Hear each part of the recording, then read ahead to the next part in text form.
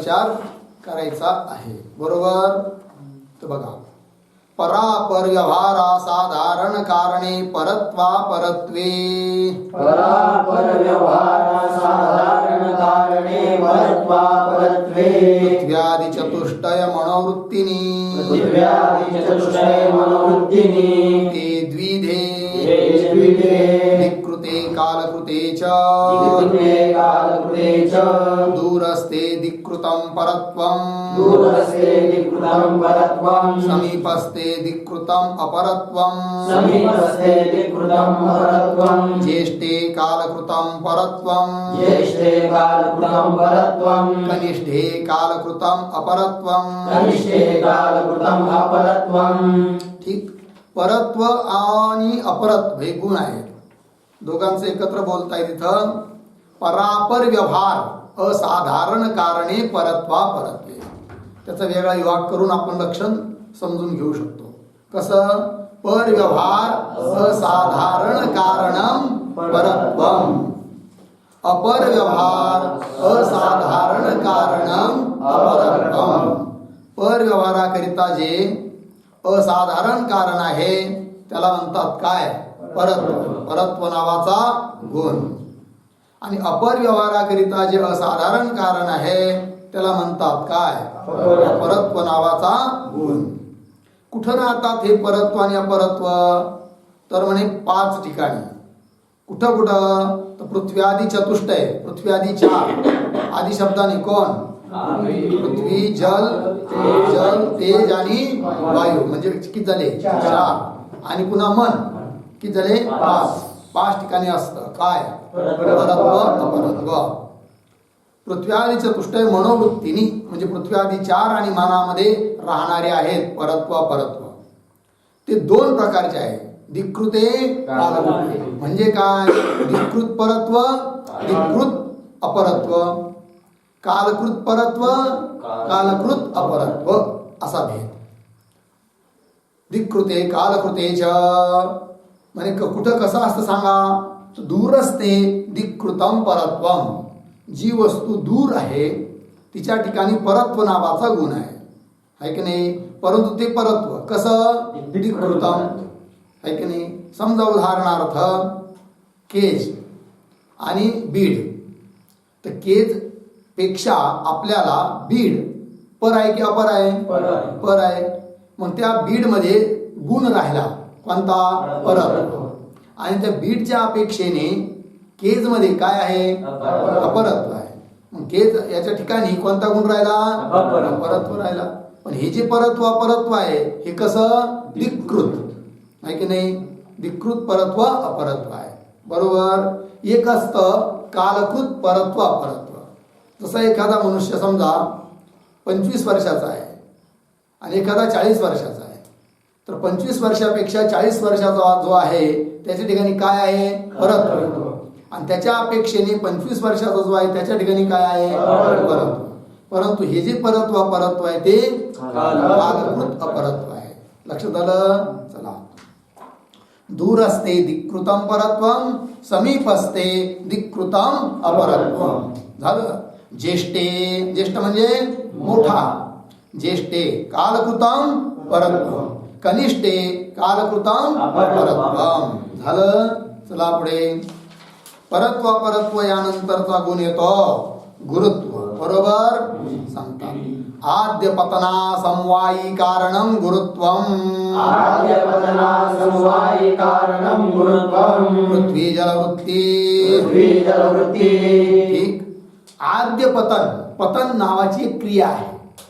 पतन काय आहे? जी पडणे आहे की नाही? कोणती वस्तू एकदा पडायला सुरुवात झाली आहे की नाही तर त्यामध्ये पहिलं पतन, प्रथम पतन क्रिया स्थलभेदाने किंवा कालभेदाने प्रथम पतन, द्वितीय पतन, तृतीय पतन असं करत करत करत पृथ्वीवर तो खाली येतो.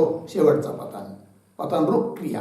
समजा उदाहरणार्थ झाड आहे, फळ लागलेलं आहे, फळ तुटलं वाऱ्याच्या निमित्ताने म्हणा किंवा परिपक्व झालं म्हणा आणि किंवा कोणीतरी दगड मारला म्हणा आणि त्या फळामध्ये पतन क्रिया सुरू झाली. तर त्या ठिकाणी आद्य पतन म्हणजे प्रथम पतन, द्वितीय पतन, तृतीय पतन अशा पतन क्रिया होत राहणार. बरोबर. आता पतन ही काय आहे? क्रिया. आणि क्रियेसाठी क्रियावान हा काय असतो? समवायी कारण. क्रियासाठी क्रियावान, क्रियावाला जो आहे तो काय असतो? समवायी कारण. मग त्या फळाच्या ठिकाणी जी पतन क्रिया उत्पन्न झाली त्या पतन क्रियेसाठी समवायी कारण कोण आहे? फळ. फळाच्या ठिकाणी क्रिया उत्पन्न झाली ना, मग समवायी कारण कोण झालं? फळ. आणि असमवायी कारण कोण? मग असा एखादा शोधायचा की पतन क्रियेचं समवायी कारण जे फळ त्या समवायी कारणाच्या ठिकाणी राहणारा असून आहे की नाही, पतन क्रियेला कारण असेल असा कोण आहे बरं? तर जे आहे तेच काय आहे? गुरुत्व आहे. पण पतन क्रियेसाठी दोन असमवायी कारण आहे. एक आहे गुरुत्व आणि एक आहे वेग. त्यात प्रथम पतन क्रियेसाठी असमवायी कारण आहे कोण? गुरुत्व. आणि मग द्वितीयादी जे पतन आहे त्याच्यासाठी असमवायी कारण आहे कोण? वेग. एवढं लक्षात आलं? चला, मग आद्य जे पतन आहे त्याच्यासाठी जे असमवायी कारण त्याला म्हणणार काय? गुरुत्व. समजा आद्य पतन नाही दिलं, एवढंच लक्षात केलं, पतना समवायी कारणम गुरुत्वम, पतन क्रियेचं जे असमवायी कारण आहे त्याला गुरुत्व असं म्हणावं. तर मग काय होईल बरं? वेगावर अतिव्याप्ती होईल. ती अतिव्याप्ती होऊ नये म्हणून लक्षणामध्ये कोणतं पद दिलं? आद्य पद दिलं आहे. पंक्ती पहा. आद्य पतना समवायी कारणम गुरुत्वम. ते गुरुत्व कुठं कुठं राहतं? पृथ्वी जलवृत्ती म्हणजे पृथ्वीच्या ठिकाणी, जलाच्या ठिकाणी, दोन ठिकाणी राहतं. ठीक. चला, न्यायबोधिनी. गुरुत्वम लक्षयती आद्येती, गुरुत्वाचं लक्षण करत आहे आद्य इत्यादी पंक्तीच्या द्वारे. द्वितीय पतन क्रियायाम वेगस्य असमवायी कारणत्वात् तत्र अतिव्याप्ती वारणाय आद्य इति. सापडलं? द्वितीय पतन क्रियेसाठी वेग हा असमवायी कारण आहे, त्याच्यावर लक्षणाची अतिव्याप्ती होऊ नये म्हणून लक्षणामध्ये पद दिलं. कोणतं? आद्य हे पद दिलं आहे. आद्य पद दिल्यामुळे वेगावर अतिव्याप्ती होणार नाही. चला, उत्तरत्र स्यंदने आद्यत्व विशेषणम अपि पूर्ववत एव योजनीय. ठीक. उत्तरत्र म्हणजे पुढं स्यंदन येणार आहे. स्यंदन आहे की नाही? तर म्हणजे द्रवत्वाचं लक्षण करत असताना याच्या पुढचा गुण कोणता आहे? गुरुत्वाच्या पुढचा द्रवत्व. त्याचं लक्षण करत असताना काय लक्षण केलं आहे? स्यंदना समवायी कारणम द्रवत्वम. स्यंदना समवायी कारण, स्यंदनाचं जे असमवायी कारण, तिथं सुद्धा स्यंदनाचं विशेषण आद्य पद दिलं पाहिजे. जर नसेल तर दिलं पाहिजे असं सांगतात ग्रंथकार. असेल तर काही प्रश्न नाही आहे. ठीक. तेच सांगतात. उत्तरत्र स्यंदने, पुढे येणारं जे स्यंदन आहे त्याच्यामध्ये सुद्धा आद्यत्व विशेषणम अपि, आद्यत्व विशेषण सुद्धा पूर्ववत योजनीय म्हणजे गुरुत्वाच्या लक्षणामध्ये जसं आद्य हे पद दिलेलं आहे वेगावर अतिव्याप्ती होऊ नये म्हणून, तसं तिथं सुद्धा आद्य हे विशेषण समजावं. कळलं? चला मग आता द्रवत्वाचं लक्षण मूळमध्ये. आद्य स्यंदना समवायी कारणं द्रवत्वम्. आद्य स्यंदना समवायी कारणं द्रवत्वम्. पृथ्वी जल तेजो वृत्ति. पृथ्वी जल तेजो वृत्ति. तद्विधम् संसिद्धिकं नैमित्तिकं च इति. संसिद्धिकं नैमित्तिकं च इति. संसिद्धिकं जले. संसिद्धिकं जले. नैमित्तिकं पृथ्वी तेजसोः. नैमित्तिकं पृथ्वी तेजसोः. पृथ्व्यां भूतादौ अग्निसंयोगजं द्रवत्वम्. पृथ्व्यां भूतादौ अग्निसंयोगजं द्रवत्वम्. तेजसी सुवर्णादौ. तेजसी सुवर्णादौ. ठीक. चला, सरळ आहे. स्यंदन ही सुद्धा एक प्रकारची क्रिया आहे. कोणत्या क्रियेचं नाव आहे स्यंदन? वाहने. काय म्हणायचं? वाहने. समजा पाणी घेतलं, जमिनीवर ओतलं, पडल्याबरोबर ते काय वाहायला लागतं उताराकडे. मग त्याचं जे वाहनं आहे ना ते वाहने रूप क्रियेलाच म्हणतात काय? स्यंदन. मग त्यात सुद्धा आद्य स्यंदन, द्वितीय स्यंदन, स्थलभेदाने, तृतीय स्यंदन, चतुर्थ स्यंदन असं करत करत ते कुठं जातं? समुद्रात जाऊन मिळतं की नाही? कोण? जल आहे की नाही? हा. तर स्यंदन त्यामध्ये आद्य स्यंदनाचं समवायी कारण कोण आहे बरं? द्रवत्व. जल. शाबास. प्रश्न जसा असेल तसंच उत्तर दिलं पाहिजे. आद्य स्यंदनाचं समवायी कारण विचारलं. काय कोण आहे? जल. सांगा बरं द्वितीय स्यंदनाचं समवायी कारण कोण आहे? झालं. प्रश्न काय आहे? आद्य स्यंदनाचं समवायी कारण कोण? जल. द्वितीय स्यंदनाचं समवायी कारण कोण? जल. असं बोलायचं ना. असमवायी कारण विचारलंच नाही आहे की नाही. आता सांगा बरं आद्य स्यंदनाचं समवायी कारण कोण आहे? जल आहे. आणि आद्य स्यंदनाचं असमवायी कारण कोण आहे? द्रवत्व. बरोबर आहे की नाही. समजा लक्षणामध्ये आद्यपद नाही दिलं, नुसतं स्यंदनाचं जे असमवायी कारण त्याला द्रवत्व असे म्हणतात. असं जर लक्षण केलं तर काय होईल? अतिव्याप्ती होईल. कुठं? वेगावर. कारण वेग सुद्धा काय आहे? स्यंदनासाठी असमवायी कारण आहे. लक्षण करत आहेत द्रवत्वाचं. चाललं पुढे वेगा ठिकाणी काय होईल? अतिव्याप्ती. ती अतिव्याप्ती होऊ नये म्हणून कोणतं पद दिलं? आद्य हे पद दिलं आहे. आलं लक्षात? चला. आद्य स्यंदना समवायी कारणं द्रवत्वम. कुठं राहते द्रवत्व? पृथ्वी जल तेज वृत्ती. ते रकाने भरीत चालायचे रोजच्या रोज आहे की नाही. मग बघणार मी शेवट दिवशी. पृथ्वी जल आणि तेजाच्या ठिकाणी राहतं कोण? द्रवत्व. तद्विदम. तद द्रवत्वम द्विदम. द्रवत्वाचे किती प्रकार आहेत? कोण कोण? सांसिद्धिकम नैमित्तिकम च इति. सांसिद्धिक द्रवत्व, नैमित्तिक द्रवत्व. ठीक. सांसिद्धिक म्हणजे स्वभाव सिद्ध, त्याला काही निर्माण करावं लागत नाही, जन्मताच आहे पहिल्यापासून. त्याला म्हणायचं सांसिद्धिक द्रवत्व. ती कुठं असतं? जलाच्या ठिकाणी. सांसिद्धिकम जले. बरोबर. नैमित्तिकम पृथ्वी तेजसो. पृथ्वीच्या ठिकाणी सुद्धा द्रवत्व आहे, तेजाच्या ठिकाणी सुद्धा द्रवत्व आहे. पण ते कसं? नैमित्तिक. कोणत्या तरी निमित्ताने ते उत्पन्न होतं. म्हणजे कसं काय हो सांगा बरं. पृथ्वी ठिकाणी कसं काय द्रवत्व आहे? तर म्हणजे हे बघा, घृत म्हणजे घी अर्थात तूप. बरोबर. हा पार्थिव भाग आहे, पृथ्वीचा अंश आहे की नाही.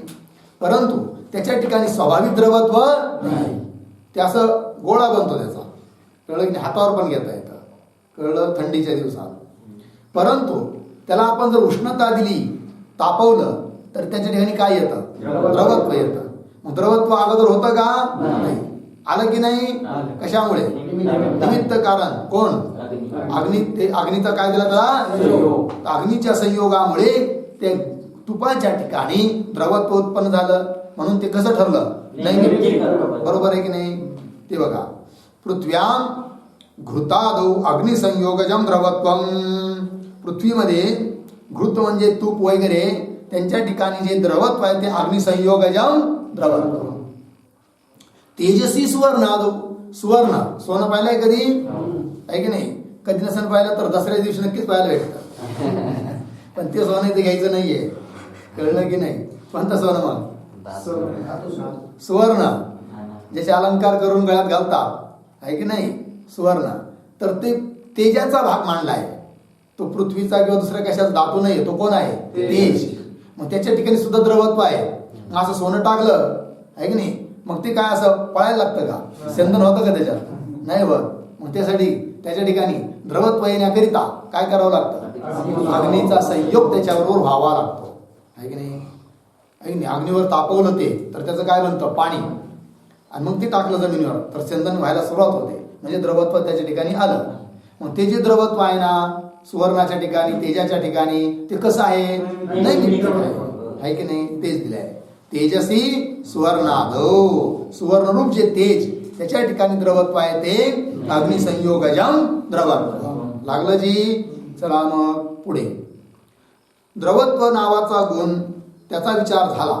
त्याच्या पुढे आता गुण आहे कोणता? स्नेह. त्याचा विचार करतात. चूर्णादि पिंडीभाव हेतुर्गुणः स्नेह. जलमात्र वृत्ती. स्नेह फक्त कुठं राहतो? जलाच्याच ठिकाणी राहतो. जलाला सोडून इतर ठिकाणी राहत नाही. म्हणजे त्याचं लक्षण काय आहे हो? तर चूर्णादी पिंडी भाव हेतू गुण. चूर्णादी पिंडी भाव हेतुत्वे सती गुणत्वम स्नेहस्य लक्षणम. बोला. चूर्णादि पिंडी भाव हेतुत्वे सति गुणत्वं स्नेहस्य लक्षणम्. ठीक. चूर्ण चूर्ण म्हणजे पीठ वगैरे घेतलं, आटा पीठ घेतलं आणि त्यात पाणी टाकलं आणि त्याचा पिंड बनवली. तर चूर्णाधिकाचा पिंडी भाव होण्याकरिता जे कारण आहे आणि पुन्हा गुण आहे त्याला म्हणतात काय? गुणपद समजा नाही दिलं, एवढंच लक्षण केलं काय? चूर्णादी पिंडी भाव हेतू स्नेह. चूर्णाधिकाच्या पिंडी भावाला जे कारण आहे त्याला स्नेह म्हणावं, एवढंच जर लक्षण केलं तर काय होईल? अतिव्याप्ती होईल. कुठं? हा, जलावर अतिव्याप्ती होईल. अजून कालावर अतिव्याप्ती होईल. कारण चूर्णाधिकाच्या पिंडी भावाला कारण जल बी आहे. जसं स्नेह तसं जल बी आहे. कळलं की नाही? काल बी आहे. मग काय झाली? अतिव्याप्ती. ती अतिव्याप्ती होऊ नये म्हणून लक्षणात कोण पद दिलं? गुण पद दिलं. जल किंवा काल हा गुण आहे का? नाही. म्हणून आता लक्षणाची अतिव्याप्ती होणार नाही. लक्षात आलं? चूर्णादी पिंडी भाव हेतुत्वे सती गुणत्वं स्नेहस्य लक्षण. न्यायबोधिनी पहा. स्नेहम लक्षयति चूर्णादि इति. मिळालं? चूर्णादि पिंडी भाव हेतुत्वे सती गुणत्वं स्नेहस्य लक्षणं. बोला. चूर्णादि पिंडी भाव हेतुत्वे सति गुणत्वं स्नेहस्य लक्षणम्. कळला अर्थ? चूर्णाधिकाच्या पिंडी भावाला कारण असून जो गुण आहे त्याला म्हणतात काय? म्हणे हो पिंडी भाव काय वानगडे हो? सांगतात. पिंडी भाव नाम चूर्णादेहे धारण आकर्षण हेतुभूत विलक्षण संयोग. बोला. पिंडी भाव नाम चूर्णादेहे धारण आकर्षण हेतुभूत विलक्षण संयोग. विलक्षण भिन्न जातीवाला एक विशिष्ट प्रकारचा जो संयोग त्याचं नाव आहे काय? पिंडी भाव. काय आहे जी? कशा प्रकारचा तो संयोग असतो? ध्यान द्या. समजा आता उदाहरणार्थ परातीमध्ये 1 किलो पीठ घेतलं. कल्पना करा. ठीक आहे ना? काय घेतलं? 1 किलो पीठ घेतलं. पीठ घेतल्यानंतर असं कोरडंच पीठ आहे आणि त्याला तुम्ही असं हाताने मिठी मारली आणि वर उचलण्याचा प्रयत्न केला तर येईल का ते पीठ? येईल. पण किती येईल? हातात जेवढं बसेल तेवढंच येईल. आता त्या पिठामध्ये प्रत्येक कणाचा एका दुसऱ्याबरोबर संयोग आहे की नाही? आहेच ना. पिंडी परातीमध्ये पीठ ठेवलेलं आहे तेव्हा प्रत्येक कणाचा एक दुसऱ्याबरोबर काय आहे? संयोग आहे. की नाही? पण थोड्या वेळात तुम्ही काय केलं? पाणी आणलं आणि त्याच्यात टाकलं आणि त्याचा पिंड तयार केली, गोळा. बरोबर? पक्का. आणि परातीत ठेवला. आता तुम्ही असं त्याला धरलं आणि उचलण्याचा प्रयत्न केला तर सारा गोळा 1 किलो पीठ उचलून येऊ शकतं की नाही? येऊ शकतं. आता सुद्धा प्रत्येक कणाचा दुसऱ्या कणाबरोबर संयोग आहे की नाही? आहे. पहिला नव्हता का? आहे. पण तो संयोग वेगळा होता आणि हा संयोग वेगळा आहे. जर वेगळा नसता तर जसं आता पूर्ण तो गोळा उचलून आपण घेऊ शकतो, त्याचं आकर्षण ओढू शकतो, काही करू शकतो. कळलं की नाही? तसं पहिल्यांदा सुद्धा करता आलं असतं जर तो संयोग आणि हा संयोग एकच असता तर. याचा अर्थ पहिला संयोग होता पण त्याहून हा संयोग कसा आहे? वेगळा आहे. मग कोणत्या संयोगाला आपण पिंडी भाव म्हणणार? असा संयोग की जो धारण आकर्षण हे करण्यासाठी कारण ठरतो. ठीक आहे ना? काय दिले बघा? पिंडी भाव नाम चूर्णादेहे. सापडलं का? चूर्णादे आकर्षण हेतुभूत. चूर्णाधिकाचं धारण करणे, आकर्षण करणे याच्यासाठी जो कारणीभूत विलक्षण असा जो संयोग त्याचं नाव आहे काय? पिंडी भाव. काय जी? पिंडी भाव. कळलं जी? बोला. पिंडी भावाचं काय लक्षण? चूर्णादेहे धारण आकर्षण हेतुभूत विलक्षण संयोग. पिंडी भाव. परीक्षेला प्रश्न येऊ शकतो. पिंडी भाव म्हणजे काय सांगा? तर हे त्याचं उत्तर आहे. चूर्णाधिकाचा धारण आकर्षण याला कारणीभूत जो विलक्षण संयोग त्याला म्हणतात काय? पिंडी भाव. चला तादृश संयोगे स्नेहस्य एव असाधारण कारणत्वम न तू जलादिगत द्रवत्वस्य. ठीक आहे जी. तादृश संयोगे तशा प्रकारचा संयोग होण्यामध्ये अर्थात पिंडीभाव होण्यामध्ये कारण कोण? स्नेहस्य एव असाधारण कारणत्व. स्नेहच असाधारण कारण आहे की नाही. स्नेह न तू जलादिगत द्रवत्वस्य. कोणी म्हणेल का हो जलाच्या ठिकाणी द्रवत्व नावाचा गुण आहे ना, मग तो द्रवत्व नावाचा गुण तोच कारण आहे पिंडीभाव होण्याकरिता. स्नेह तुम्ही कशासाठी मानता? स्नेह मानण्याची गरज नाही आहे. कोण माना? जलाच्या ठिकाणी राहणारा द्रवत्व गुण आहे की नाही. तर उत्तर देतात नाही, द्रवत्व गुण हा कारण नाही आहे. कशाकरिता? पिंडीभाव होण्याकरिता. जर द्रवत्व गुणानेच पिंडीभाव झाला असता तर समजा एखाद्याला पिंडीभाव करायचा आहे आणि पीठ घेतलं समजा 1 किलो 2 किलो आणि त्याच्याजवळ 5 किलो सोनं होतं, त्याच्या आजोबापासून ठेवलेलं होतं आहे की नाही. त्याला वाटलं रोज पाणी टाकून आपण काय करतो? पिंड तयार करतो. आज काय करू? सोनंच पगळूया. आणि सोनं पगळवलं त्याने आणि टाकलं कुठं? पिठामध्ये. द्रवत्व आलं की नाही त्या ठिकाणी? सुवर्णा ठिकाणी द्रवत्व आहे की नाही. जर द्रवत्व गुण पिंडी भावाला कारण असतात तर पिघळलेलं सोनं त्या पिठात टाकल्यानंतर त्याच्यामुळे सुद्धा पिंडी भाव व्हायला पाहिजे. पण होईल का पिंडी भाव? नाही होणार. मग काय होईल? होईल काय? काय होईल? पीठ जळून जाईल, राख होईल त्याची. एवढं ते गरम असणार आहे. कळलं की नाही? पिंडी भाव तर दूरच राहिला. कळलं? आता तुम्हाला अनुभव नाही त्याचा, तुम्ही काय करणार? त्याच्या करता अगोदर 2-4 किलो सोनं कमावं लागेल. चल लक्षात आलं जी. पंक्ती पहा. तादृश संयोगे मिळाली पंक्ती. तादृश संयोगे स्नेहस्येव असाधारण कारणत्वम. स्नेहच फक्त काय आहे? असाधारण कारण. न तू जलादिगत द्रवत्वस्य. तथा सती. तथा सती म्हणजे जर द्रवत्व कारण मानलं तर कशासाठी? पिंडी भावासाठी. तर काय होईल? तथा सती द्रुत सुवर्णादि संयोगेन चूर्णादे पिंडी भावापत्ते. हे सापडलं? द्रुत सुवर्ण. द्रुत सुवर्ण म्हणजे पगळलेलं आहे की नाही सुवर्ण. तर पगळलेलं जे सुवर्ण आहे त्याच्या संयोगाने सुद्धा चूर्णाधिकाचा पिंडी भाव झाला पाहिजे. पिंडी भावापत्ते. पण होतं का? नाही.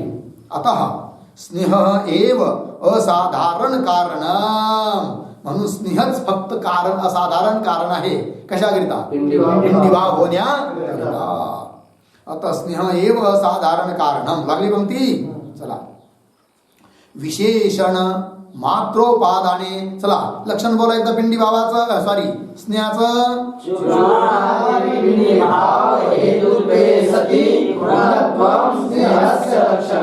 विशेषण कोण आहे?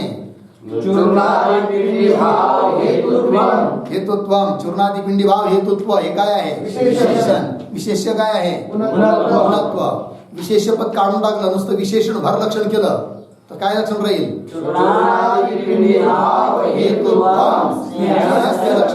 मग काय होईल? अतिव्याप्ती होईल. कुठं? कालाधिकावर. कारण सर्वच गोष्टीला कारण आहे कोण? काल. जन्यानाम जनक काल जगताम आश्रयो मत. ठीक आहे ना. तर चूर्णाधिकाच्या पिंडी भावाला सुद्धा कारण आहे कोण? काल. लक्षण केलं कशाचं? स्नेहाचं. चाललं कुठे? कालावर. म्हणजे काय झाली? अतिव्याप्ती. ती अतिव्याप्ती होऊ नये म्हणून विशेष्य पद दिलं. कोण विशेष्य पद? गुणत्व पद दिल्यावर कालावर अतिव्याप्ती होईल का? का बरं? काल चूर्णाधिकाच्या पिंडी भावाला कारण नाही का? आहे पण गुण नाही. आपल्याला काय पाहिजे? बरं म्हणून एक काम करू. गुणत्वम स्नेहस्य लक्षण. जो गुण आहे त्याला स्नेह म्हणूया. तर काय होईल मग? अन्य गुणावर. चला. विशेषण मात्रोपादाने. सापडलं? कालादौ अतिव्याप्ती तद्वारणाय विशेष्य उपादान. ती अतिव्याप्ती होऊ नये म्हणून कोणतं पद घेतलं? विशेष्य पद. विशेष म्हणजे कोणतं पद? पद घेतलं. पुढे वस्तुतस्तु. आता हे झालं मूळचं व्याख्यान आतापर्यंत. न्यायबोधिनीकार आपलं मत सांगतात. स्वतःचं मत काय ते कळलं? वस्तुतस्तु द्रुत जल संयोगस्य एव पिंडीभाव हेतुत्वम स्नेहस्य पिंडीभाव हेतुत्वे मानाभावात. ठीक आहे, बघा आता वस्तुतस्तु खरं पाहिलं तर म्हणे असं आहे, द्रुत जल संयोगस्य, द्रुत जल म्हणजे पगळलेलं जल, त्या जलाचा संयोगच पिंडी भावाला कारण आहे. म्हणजे असं कसं काय वा, आता तुम्ही वर स्नेह सांगितलं म्हणे, आता मूळचं व्याख्यान आम्ही केलं, हो स्नेह हा पिंडी भावाला कारण आहे, पण आमचं मत असं नाही, आम्हाला ते आवडत नाही त्यांचं करणं हे म्हणणं. या बाबतीत हा सिद्धांत आम्हाला त्यांचा मान्य नाही. आमच्या मतांतर असं वाटतं आम्हाला की पिघळलेल्या जलाचा संयोग झाला काय होतं, मग पिंडी भाव होतो. म्हणजे स्नेह हा पिंडी भावाकरिता कारण आहे असं मानण्याकरिता काही प्रमाण नाही, काही प्रमाण नाही. मग काय मानला मी, पगळलेलं जल. मग कोणी म्हणेल का हो द्रुत जल, पगळलेलं जल, असं तरी तुम्ही कशाला म्हणता, नुसताच जलाचा संयोग म्हणा ना. जलाचा संयोग पिठाबरोबर झाला तर पिंडीभाव होऊन जातो. द्रुत जल हे कशासाठी, नाही द्रुत जल, द्रुत हे विशेषण द्यावं लागेल जलाचं. आणि का, जर नाही दिलं अर्थात केवळ जलाच्या संयोगानेच पिंडीभाव होतो असं मानलं तर अडचण येईल म्हणे. काय अडचण येईल, कुठं अडचण येईल तुम्हाला म्हणे, कोणी काय करेल मग बाजारातून आणि बर्फ विकत आणील म्हणे, किंवा मग पावसाळ्यामध्ये गारा पडतात ते विचील आणि पिठात काढेल, पिंडीभाव व्हायला पाहिजे, होतो का, नाही होणार आहे की नाही. गारा किंवा बर्फ जलच आहे ना, मग जलाचा संयोग झाला कोणाबरोबर, चूर्णाधिकाबरोबर, पिंडीभाव होऊ राहिला का, नाही होत. मग का बरं, जलाचा संयोग नाही का, आहे. याचा अर्थ केवळ जलाचा संयोग हा पिंडी भावाला कारण आहे असं म्हणता येत नाही. म्हणून विशेषण दिलं कोणतं, द्रुत जल दिलं, मग आपत्ती नाही काही. एखाद्याने आणलं बर्फ आणि काढवला असा पिठात, होत नाही म्हणे पिंडी भाव, काय करायचं फेकून, आहे की नाही, काही आपत्ती का आता, होणारच नाही. म्हणे का, अरे बाबा तू जलाचा संयोग केला रे कुणाबरोबर, चूर्णाबरोबर, पण द्रुत जलाचा संयोग कुठं केला, तो तर घनीभूत जलाचा काय केलाय, संयोग केलाय, आणि म्हणून पिंडीभाव झाला नाही. कळलं, म्हणती पहा. वस्तुतः तो द्रुत जल संयोगस्य एव पिंडीभाव हेतुत्वम, लागलं, द्रुत जलाचा संयोगच काय आहे, पिंडी भावाला कारण आहे. स्नेहस्य पिंडी भाव हेतुत्वे मानाभावात, मान म्हणजे काय, मान प्रमाण नाही आहे की नाही. स्नेह पिंडी भाव हेतुत्वे, स्नेह हा पिंडी भावाला कारण आहे किंवा पिंडी भावासाठी कारण स्नेह आहे हे मानण्याकरिता मानाभावात काही प्रमाण नाही. म्हणजे मग द्रुतत्व, जले द्रुतत्व विशेषणात कर्काची व्यावृत्ती, जलामध्ये द्रुत हे विशेषण दिलं आणि द्रुत जलाचा संयोग असं दिल्यामुळे आपत्ती येत नाही आमच्यावर. कोणती, कर्कानी, कर्का म्हणजे काय, ओले म्हणजे काय, गारा, माहिती आहे की नाही, गारा पाहिलाय कधी, हल्ल्या कधी पडताना पाहिल्या का, कधी हरभऱ्या एवढ्या गारा पडतात, कधी आवळ्या एवढ्या. एकदा तर मागे जळगाव जिल्ह्यामध्ये 2-2 किलोच्या गारा पडल्या, किती लोक मेले, ढोरं मेले, दगड असे कोणी दगडच मारून शेतात सापडले लोक मेले बिचारे, काय करणार ते, पळायला त्यांना जागाच नव्हती कुठं, काहींचे पत्र तुटले. कळलं, चला मग. जले द्रुतत्व विशेषणात, जलामध्ये द्रुतत्व हे विशेषण दिल्यामुळे कर्कादी व्यावृत्ती झालं. चला पुढे आता स्नेह नावाचा गुण, त्याचा विचार झाला, त्याच्या पुढे आता गुण आहे कोणता, शब्द. त्या शब्दाचा विचार मानू करतात. श्रोत्रग्राह्यो गुणः शब्दः, आकाशमात्र वृत्तिः, सद्विदः, ध्वन्यात्मकः वर्णात्मकश्चेति, तत्र ध्वन्यात्मको भेर्यादौ, वर्णात्मकः संस्कृत भाषादिरूपः. ठीक, चला. श्रोत्रग्राह्य गुणः शब्द, श्रोत्र इंद्रियाच्या द्वारे ज्याचं ग्रहण होत असून जो गुण आहे त्याला म्हणायचं काय, शब्द. लक्षण काय करता येईल मग, श्रोत्रग्राह्यत्वे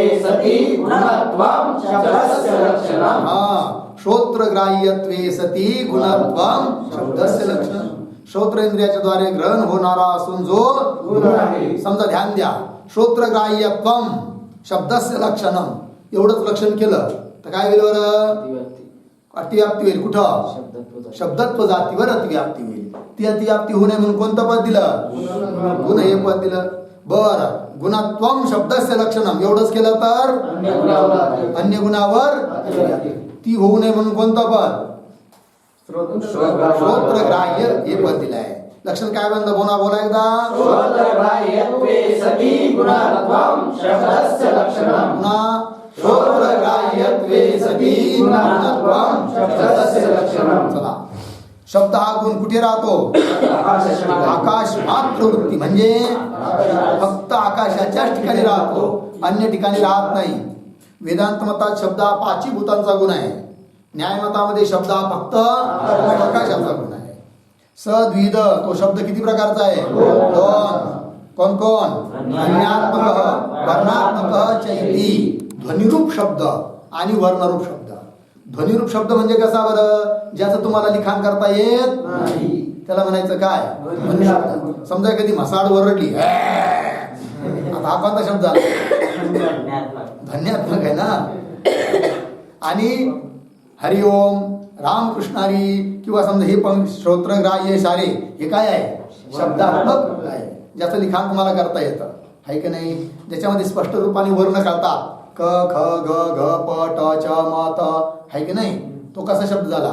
वर्णात्मक. कळलं?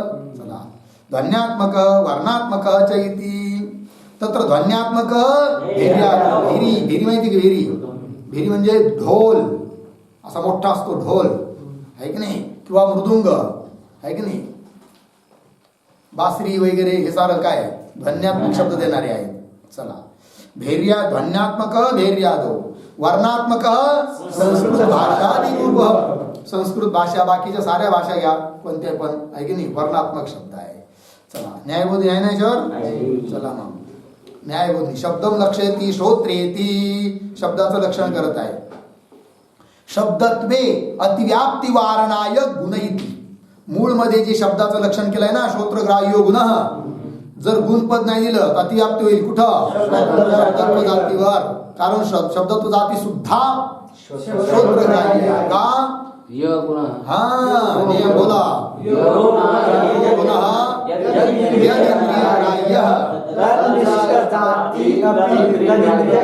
हा, तन्निष्ठा जाती अपि तदिंद्रिय ग्राह्य.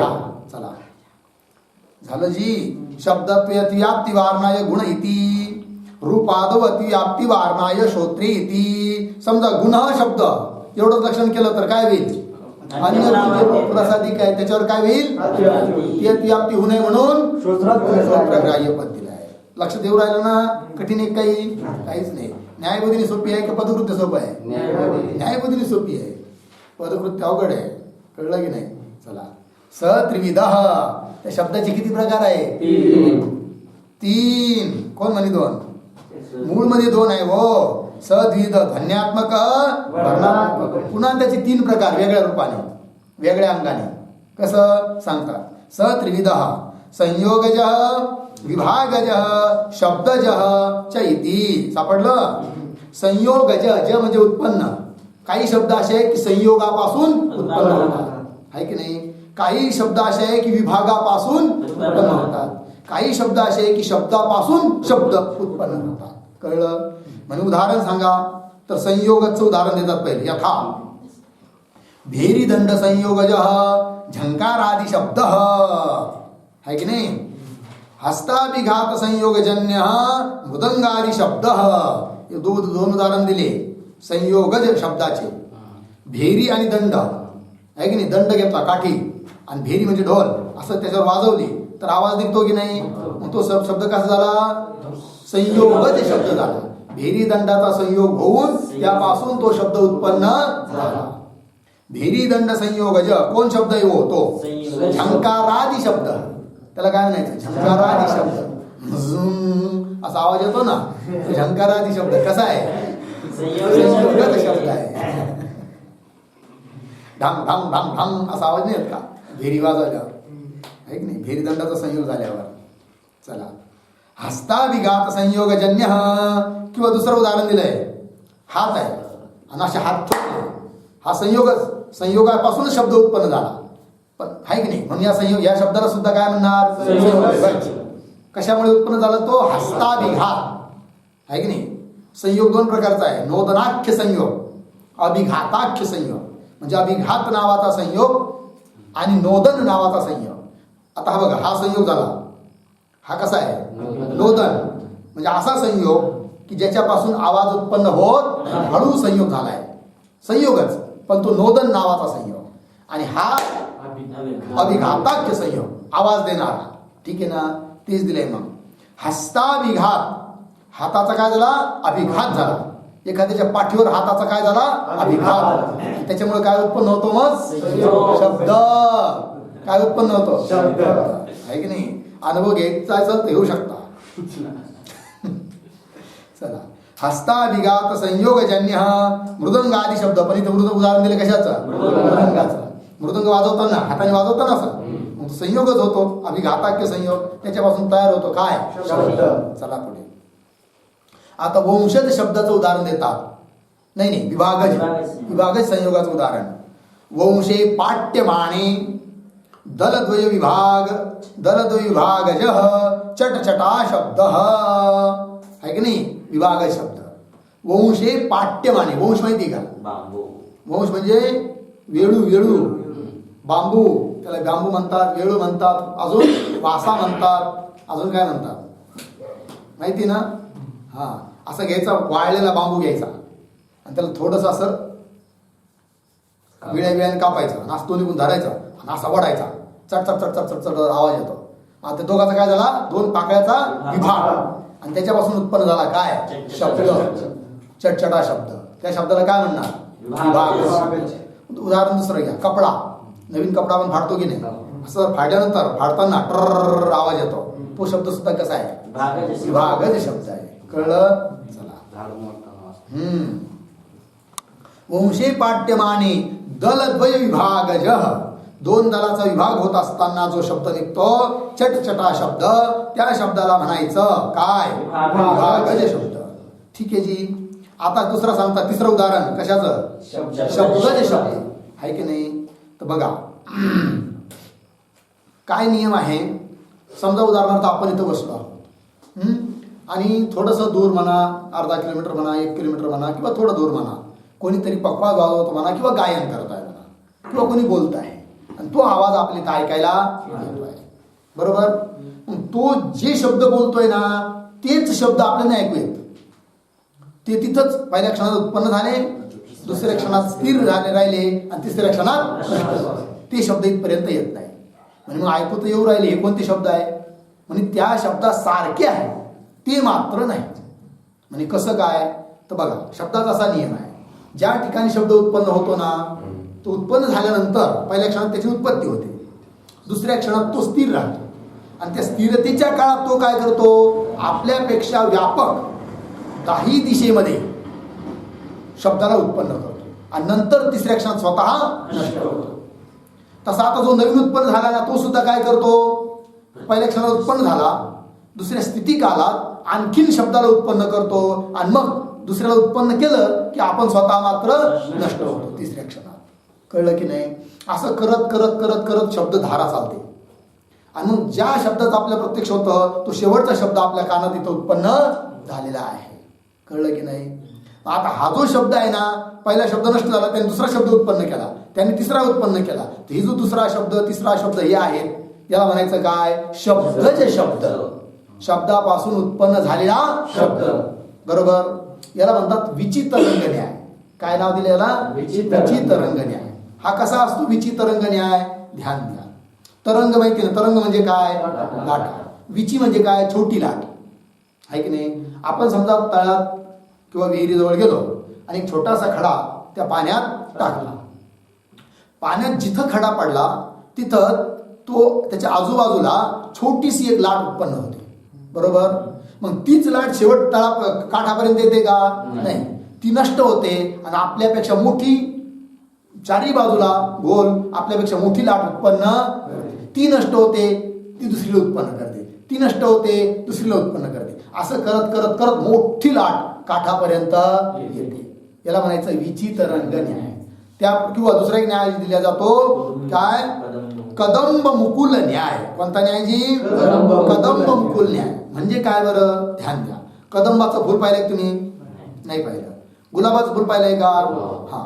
तर फुल जर चांगलं निरीक्षण करून बघितलं तर सर्वात छोट्या छोट्या पाकळ्या असतात मध्यभागी. मग त्याच्या पुढचा राऊंड घेतला मागचा तर त्याच्यापेक्षा मोठा राऊंड असतो, मोठ्या पाकळ्या असतात. त्याच्यापेक्षा मोठा राऊंड, त्याच्यापेक्षा मोठा राऊंड, असं करत करत मोठं फुल होतं.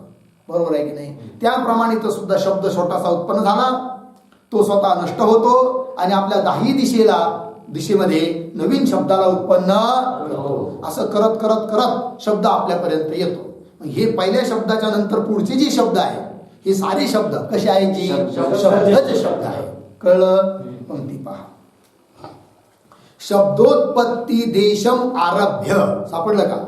ज्या देशामध्ये शब्द उत्पन्न झाला आहे तिथून सुरुवात होऊन शब्दोत्पत्ती देशम आरभ्य श्रोत्र देश पर्यंतम, आपल्या श्रोत्र इंद्रिया पर्यंतम विचितरंग न्यायेन. विचितरंग न्याय समजला आता. किंवा कदंब मुकुल न्यायेन वा, है की नाही. कदंब मुकुल न्यायाने, निमित्त पवनेन. आणि त्याला शब्द अनेक शब्द उत्पन्न होण्याला निमित्त कारण कोण आहे, वारा, वायू, पवन. तर निमित्त पवनेन शब्दधारा जायन्ते, शब्दधारा उत्पन्न होते. तत्र उत्तर उत्तर शब्दे पूर्व पूर्व शब्द कारण. त्यामध्ये पुढच्या शब्दाला मागचे शब्द काय आहे, कारण आहे. म्हणून बाकीचे शब्द पुढचे सारे शब्द कसे झाले, शब्दच शब्द, शब्दापासून उत्पन्न झालेले शब्द. बरोबर आहे की नाही. पहिला मृदंग जो वाजत होता तो झाला काय, अभिघाताख्य, संयोगापासून उत्पन्न झालेला शब्द. म्हणून तो संयोगच शब्द आहे. पण त्याच्यानंतर जे तुम्हाला ऐकायला येऊ राहिले ते सारे कसे आहे, शब्दच शब्द आहे. कळलं. चला मग पुढे काय आहे आता. शब्द गुणाचा विचार संपल्यानंतर पुढे गुण आहे कोण, बुद्धी. ठीक. बुद्धीचं लक्षण. सर्व व्यवहार हेतुर्गुण बुद्धी ज्ञान. साद्विधा स्मृती अनुभवश्च. ठीक. संपूर्ण व्यवहाराला कारण असा जो गुण त्याला म्हणतात काय, बुद्धी. बुद्धी फार महत्वाची आहे. बुद्धी नसेल तर काही उपयोग नाही. कळलं की नाही. एखादा मनुष्य आहे लक्षावधी करोड अब्जावधी आहे, भयंकर इस्टेट त्याच्याकडं आहे की नाही, पण काय नाही, बुद्धी नाही आहे. आणि बुद्धी नसल्यामुळे त्याला कोणी पंतप्रधान बनवू शकत नाही. का बरं, पैसे नाहीये का, सत्ता नाहीये का, पण बुद्धी नाहीये ना, आहे की नाही. आणि ज्याच्याजवळ बुद्धी आहे मग त्याच्याजवळ पैसे जरी नसले, आहे की नाही, चहा जरी विकत असला तो तरी सुद्धा त्याला लोक काय करतात, पंतप्रधान बनवतात. म्हणून बुद्धी सर्वात महत्वाची आहे. कळलं की नाही. खूप दिसायला सुंदर आहे की नाही, सूर्यासारखा तेज आहे की नाही, परंतु कशाबरोबर काय खावं, कुठं बसावं, काय बोलावं ही अक्कलच नाहीये. त्याला मान सन्मान भेटतो का, नाही भेटत. का बरं, कुठे जरी गेला तो लग्न कार्यात भारी भारी कपडे घालून गेला अगदी आईस मध्ये तरी काही नाही, तुला खालीच बसावं लागतं, खुर्ची सुद्धा कोणी बसायला दे नाही. लहान लहान पोरं बद्दल अरे घरे बोलतात, ए बैस खाली. कळलं. आणि ज्याच्यावर बुद्धी आहे तो अगदी हिन कसाही कोणत्या जातीतला असू द्या, त्याला रूप नसू द्या, काही नसू द्या, तरी सुद्धा त्याचा काय होतो, मान सन्मान होतो. कळलं की नाही. म्हणून पूजा केली जाते कशाची, ज्ञानाची. बुद्धी म्हणजेच काय आहे, ज्ञान आहे. म्हणून ज्ञान महत्वाचं आहे की नाही. बाकीचे शरीर विरीर याचा विचार नाही करायचा जास्त माणसाने. ज्ञान कसं आपल्याला प्राप्त होईल हाच विचार केला पाहिजे. कारण ज्ञानानेच काय मिळणार आहे, मोक्ष सुद्धा ज्ञानानेच मिळणार आहे. कळलं. चला जी. सर्व व्यवहार हेतुर्गुण बुद्धी ज्ञानम साद्विधा. ती बुद्धी किती प्रकारची आहे, दोन. कोण कोण, स्मृती आणि अनुभव. आहे की नाही. कधी कधी तुम्हाला असं पाहायला भेटलं असं, शरीर पाहिलं तर अत्यंत काळ आहे की नाही, काळ भोर, ढेकळात टाकलं तरी ओळखू येणार नाही, पण साऱ्या जगात मान मिळतोय. आहे की नाही असे उदाहरण. हा कशामुळं, बुद्धी. बुद्धी नसेल तर गाता बी येत नाही. गाण्याच्या व्यवहारात सुद्धा कारण कोण आहे, बुद्धीच आहे. म्हणून बुद्धी म्हणायचं. कळलं? एखाद्याला गाय आवाज खूप सुंदर आहे पण त्याला कळतच नाही गायचं, पूर्वार्ध वेगळं म्हणतो आणि लगेच दुसऱ्या उत्तरार्ध दिला दुसरीच चाल पकडतो. त्याला कोणी देईल का स्टेजवर बोलायला, गायन करायला? नाही देणार ना. चला, म्हणून सर्व व्यवहाराला कारण कोण आहे जी? बुद्धी. सर्व व्यवहार हे दुर्गुण बुद्धी ज्ञानम साधविदा स्मृती अनुभवश्च. न्याय बुद्धी बुद्धी हे लक्षण आह सर्व व्यवहार इति. ठीक जी. चला, व्यवहार म्हणजे काय बरं? शब्द प्रयोगादी. व्यवहार शब्दाचा अर्थ काय? शब्द प्रयोग आहे की नाही? किंवा मग खाणे आदी शब्दाने बसणे उठणे खाणे पिणे हे सुद्धा काय आहे? व्यवहारच आहे. पण मुख्य शब्द प्रयोग व्यवहार शब्द प्रयोगादी. ज्ञानम विना, ध्यान द्या, ज्ञानम विना शब्द प्रयोगादी असंभवात. शब्द प्रयोगादी रूप व्यवहार हेतुत्वम ज्ञानस्य लक्षणम. कळलं? ज्ञानम विना, ज्ञान जर नसेल तर शब्द प्रयोगादी असंभवात. शब्द प्रयोग करता येतो का? ज्ञान नसेल तर, आहे की नाही? ज्ञान नसेल तर काही बोलता येत नाही. ज्याच्याजवळ ज्ञान आहे तोच बोलू शकतो. ज्ञान विना शब्द प्रयोगादी असंभवात.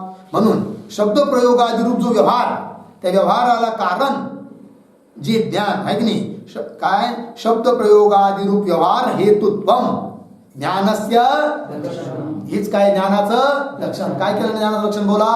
शब्द प्रयोगादी रूप व्यवहार हेतुत्वम बुद्धेः लक्षणम किंवा ज्ञानस्य लक्षणम.